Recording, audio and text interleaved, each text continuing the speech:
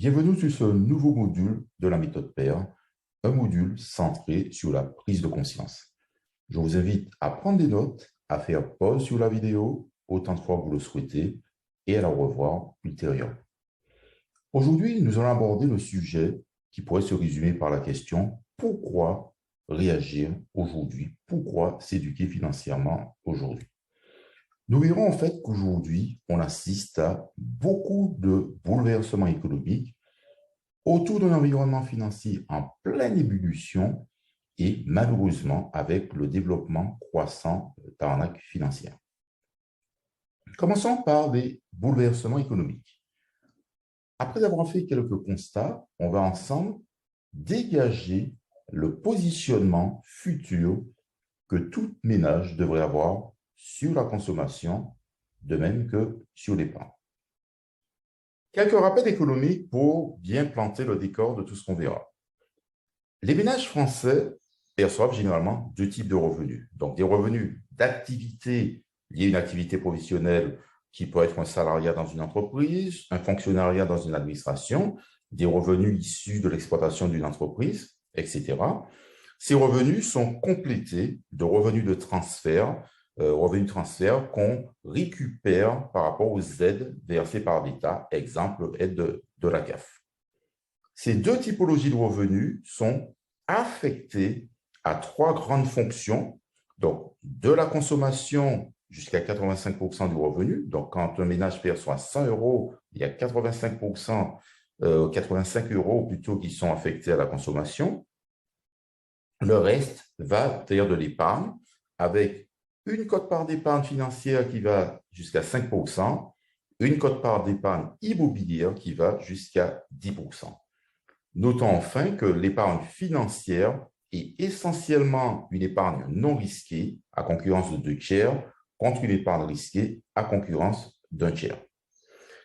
Alors tout ça doit être complété par des constats d'ordre général à nouveau. Il ne vous aura pas échappé que nous sommes en situation de ralentissement économique, voire même de crise économique, au dire de certains experts.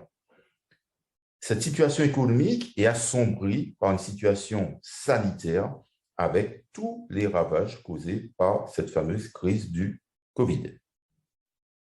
Dans un tel contexte, le réflexe général est de se dire, moi, je vais réduire mes investissements, je vais réduire ma consommation. Par voie de conséquence, l'épargne sécuritaire se développe beaucoup plus, c'est-à-dire que le Français épargne beaucoup plus dans la mesure où il ne consomme pas essentiellement.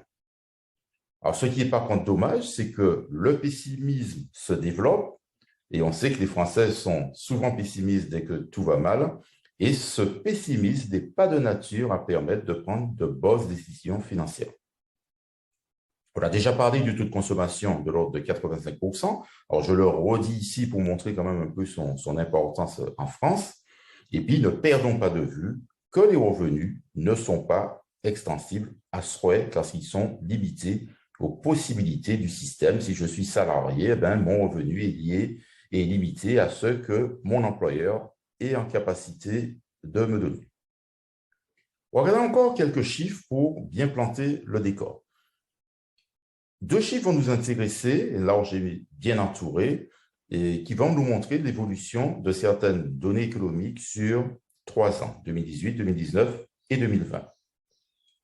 Regardons la consommation, vous vous rendez compte que cette consommation qui a augmenté en 2018 de 0,9%, en 2019 de 1,5%, connaît un changement radical avec une chute de près de 7% en 2020. À l'opposé, l'épargne qui augmentait de 14% en 2018, 15% en 2019, franchit un cap symbolique des 20% pour atteindre 21% en 2020. Alors, quel enseignement tirer de tout ce qu'on vient de voir? Je dois développer un positionnement particulier sur la consommation et l'épargne. En matière de consommation, n'oublions pas qu'on est quand même dans un contexte où, malgré la baisse de 2020, depuis 50 ans, la consommation augmente régulièrement en France. Il est fort à parier que même si l'année 2021 a été spéciale, très probablement que le Français continuera néanmoins à consommer. Il doit donc mettre en place parallèlement des instruments de mesure de sa consommation de manière à ce qu'elle soit mesurée efficacement afin d'être pilotée, afin d'être encadrée. Sur un autre aspect, la consommation doit être revue. On parle d'un aspect un peu psychologique. Je vais vous prendre deux exemples. On ne peut pas imaginer rentrer à chaque fois dans un centre commercial et ressortir avec des choses alors qu'on n'avait rien prévu d'aller acheter. De même qu'on ne peut pas accumuler chez soi des biens qu'on n'utilisera jamais. Sur un autre état d'esprit aussi, un état d'esprit de mindset, on dit, le pessimisme des Français doit laisser place au positivisme. On n'est pas en train de dire aux Français qu'il convient d'être irréaliste, mais il est peut-être de bonne facture de positiver face à toute situation difficile, d'en tirer le meilleur de manière à être en capacité d'avancer plus facilement. En matière d'épargne, on se rend compte que cette fameuse épargne sécuritaire dont j'ai parlé tout à l'heure, donc j'ai parlé d'épargne financière avec notamment des placements et d'épargne immobilière qui parle de soi-même, cette épargne sécuritaire doit être couplée à une épargne un peu plus risquée. Parce qu'il est évident que dans le domaine de la finance, plus on prend des risques, plus on gagne des sous. D'accord? Donc, si on veut plus de revenus, peut-être qu'il faut revoir son positionnement. L'épargne doit aussi être diversifiée. 10% de l'épargne des revenus des Français sont consacrés à une épargne immobilière. Est-ce la bonne stratégie? À revoir, on en reparlera. On doit être conscient et avoir ça en présence, en permanence à l'esprit, qu'il existe une corrélation entre la rentabilité attendue et le risque pris. Je veux gagner plus, je dois prendre plus de risques.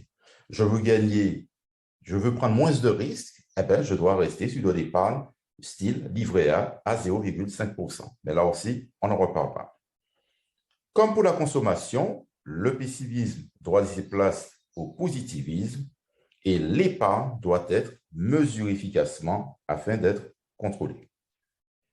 Deuxième point sur l'environnement financier en pleine ébullition.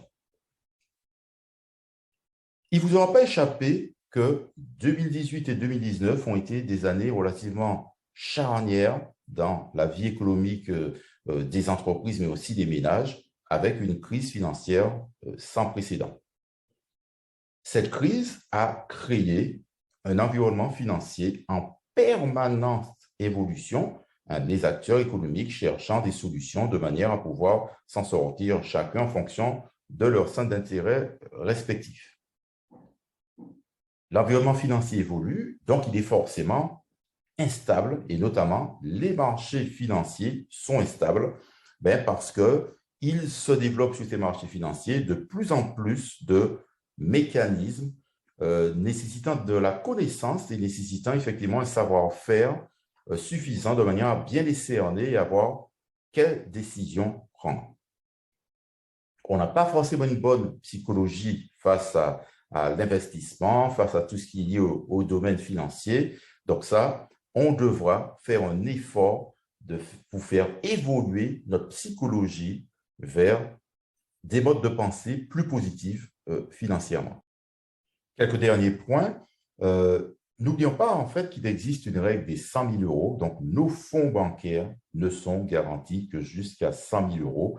Alors, je ne suis pas en train de dire qu'on est dans une situation catastrophique vis-à-vis des banques, mais on est quand même dans une situation où il y a ce risque potentiel qu'il ne convient pas d'écarter. On a vu tout à l'heure que le comportement des investisseurs a été particulier pendant la crise du Covid. Vous avez vu, rappelez-vous, le taux de 21% d'épargne en 2020, exceptionnel en 2020. On peut aussi noter à travers ce comportement une attitude, par exemple, à travers laquelle les Français ont passé 1 400 000 ordres d'achat en bourse pendant cette année 2020, donc ce qui est quand même relativement spécial. L'autorité des marchés financiers note aussi un rajeunissement des investisseurs, plus de 150 000 jeunes investisseurs en 2020, Donc, ça aussi montre le côté ébullition des marchés. Et puis, effectivement, enfin, malheureusement, l'analyse du risque n'est pas aisée, hein, donc on doit soit se former de manière approfondie ou soit faire appel à des professionnels rigoureux. Dernier point, le développement des arnaques financières. Rappelez-vous qu'une arnaque financière, même si on reviendra là-dessus de manière plus longue ultérieurement, c'est quand même un système où on nous promet trop facilement de l'argent. On vous promet de gagner trop facilement de l'argent. Le développement du numérique est quand même une des causes du développement de ces arnaques financières. Effectivement, les auteurs ayant trouvé une espèce d'écran à mettre entre eux et les utilisateurs de manière à pouvoir rester le plus anonyme que possible. Vous voyez apparaître un certain nombre de sites frauduleux, peut-être même que certains se sont fait avoir par ces sites frauduleux, qui apparaissent aujourd'hui, récupèrent des fonds, ferment dans 3 mois, voilà. Les systèmes pyramidaux se développent aussi de manière intensive. Donc là aussi, on détectera plus tard comment identifier un système pyramidal, les fameux systèmes de Ponzi, les fameux Ponzi.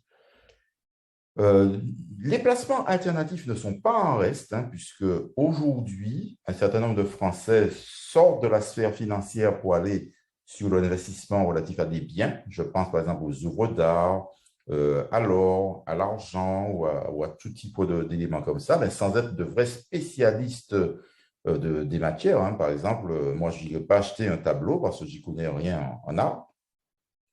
Et puis enfin, se développe de plus en plus d'offres sur le trading et les crypto-monnaies. Alors, je ne suis pas en train de dire que ce sont 2 secteurs à bannir, mais 2 secteurs dans lesquels il faut être très, très prudent compte tenu de leur jeunesse, de manière à bien voir où on met les pieds.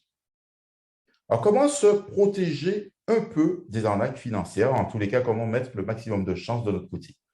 Je dois bannir tous les conseillers financiers insistants. Quand quelqu'un insiste trop, il veut que je passe à l'action rapidement, ce n'est jamais forcément une bonne chose. Je dois protéger mes données personnelles et mes données bancaires. Hein, donc, il y a plein d'outils permettant d'organiser ces protections. Et vous voyez bien à travers l'actualité que tous ceux qui ne le font pas se font généralement usurper, que ce soit de l'usurpation d'identité ou de l'usurpation des données bancaires. Les arnaques sont souvent mises en avant par plusieurs utilisateurs qui font remonter l'information auprès de l'autorité des marchés financiers qui, elle, dresse une liste noire. Donc, réflexe que je dois avoir, donc on me propose une opportunité, je vais aller sur le site internet de l'AMF, voir si cette opportunité n'est pas blacklistée, donc ne figure pas sur cette fameuse liste noire. Si c'est le cas, stop. À l'opposé, l'autorité des marchés financiers a mis en place une liste blanche des prestataires de services en activité numérique. Donc, vous voyez, donc là, des personnes qui ne montrent pas de blanche. Dans cette liste-là figurent beaucoup d'opportunités potentielles avec des sociétés franco-françaises, mais aussi d'autres types de sociétés. Et puis, même si ça reste de l'informel, rien n'empêche de consulter l'avis des internautes. Vous savez très bien la puissance d'Internet et la puissance, généralement, de personnes qui ont pu approcher des systèmes et donnent leur témoignage bien précis. Quel est mon conseil final sur ce sujet? Pourquoi réagir aujourd'hui? Donc, avec le développement de l'épargne et des nouveaux comportements des investisseurs, l'éducation financière devient capitale afin de faire face aux aléas des marchés financiers et de manière à pouvoir anticiper les arnaques. Alors, je vous remercie beaucoup pour votre écoute. Je vous invite éventuellement à revoir cette vidéo autant de fois que vous le souhaitez et je vous dis à très bientôt.